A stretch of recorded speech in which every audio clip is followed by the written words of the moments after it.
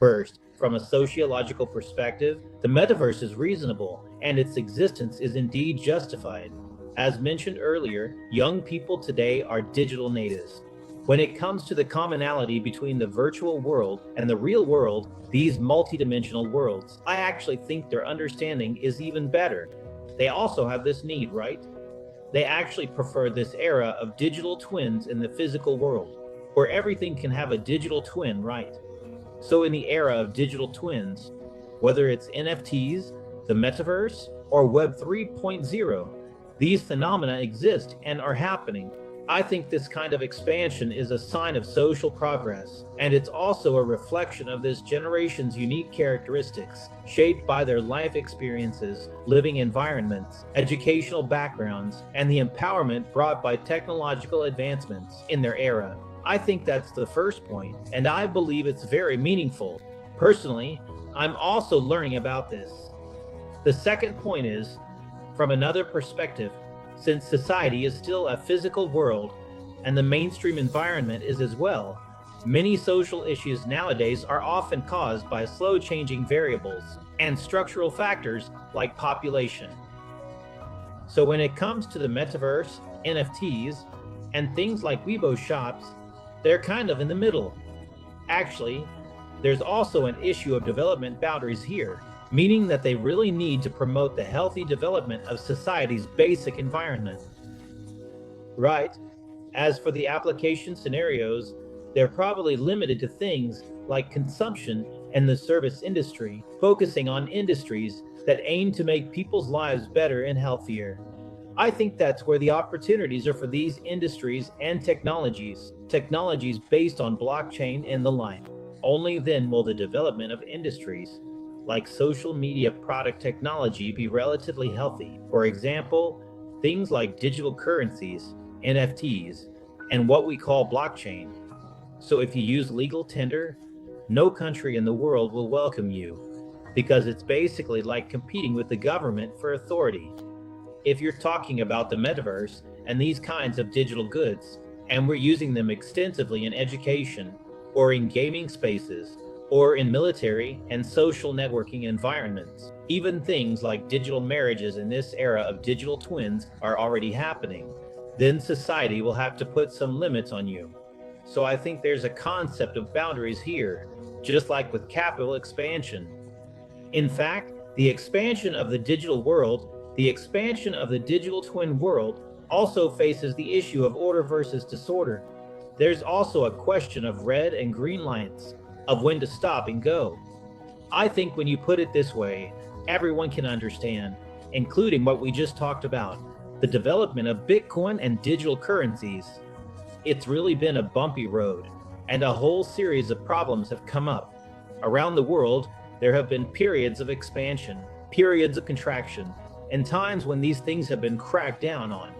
So I think there are definitely challenges in this process. Third, I think in this era of the metaverse and strong digital NFTs, at its core, it's decentralized. At its core, it is a digital twin, a mirror image of the real world business society. In this process, there's also the issue of conventions. What kind of environment and what kind of agreements or business conditions at the outset can better support the development of this industry, the growth of the sector, and the advancement of technology? I think this is also beneficial for self-regulation within the industry itself. It serves a higher level of civilization in the digital age. I believe that if this digital age civilization improves, it will also benefit the development of this industry. Right now, young entrepreneurs, especially those of us starting new businesses, are facing tremendous challenges. In light of these challenges, I think we should also say a few words to our entrepreneurs and young business leaders. These 2 points might not necessarily be effective, but they are part of a very honest discussion. The first point is, if your technology is advanced enough and truly cutting edge, my personal advice is to speed up your fundraising and not get too hung up on valuation. Because when faced with a bigger goal, that's just how people are. Small gains can be set aside. Right now is a time to focus on the big picture and not sweat the small stuff. We have to understand that the challenges ahead will definitely be tougher than what we're facing now. And we still have a normal window of opportunity for global communication and exchange. There is also an era of China's economic rise. Even if we close our doors for 20 years, once we open them, all our strength will burst out like the red sun. So if I can't win the poker table, I will win the second one. If I can't kill you, I will definitely die. You will definitely become stronger. Strength is what matters. So if your technology is robust enough and your energy is strong enough, then valuation isn't that important. Survival becomes the top strategic priority. That's why we need to handle big challenges with ease and focus on the big picture while letting go of the small stuff. This is the real test for those in charge. The time when strategic decision-making matters most is when person at the top can't be confused. If you're tough and resilient, this is how a tech company operates. I've written about this. Valuation isn't the same as market capitalization, and market capitalization isn't the same as real value. For medical insurance, stay calm. Don't play the valuation game or talk up the market. Get ready to be the sickle, because the market is like a field of leeks to be harvested. But honestly, this market isn't just leaks anymore. That's the first point. Second, for some companies that aren't so tough, maybe their technology isn't that advanced, and they're more focused on traffic, market trends, or certain applications, those kinds of companies. It's the same for them. First, if you could raise funds, do it as soon as possible. Second, and I think this is really important, cut all unnecessary expenses. Let go of any illusions and focus on the most basic actions.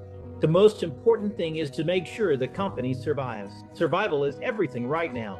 If you can't survive, as I mentioned earlier, speeding up fundraising and spending will just lead to an early demise, while waiting it out is just a slower path to the same end.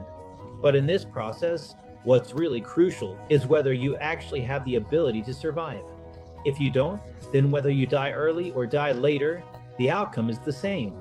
However, if your company is actually pretty good, maybe your technology isn't that advanced, but your application scenarios are broad, then this is when an entrepreneur's ability to manage finances and operations really gets put to the test.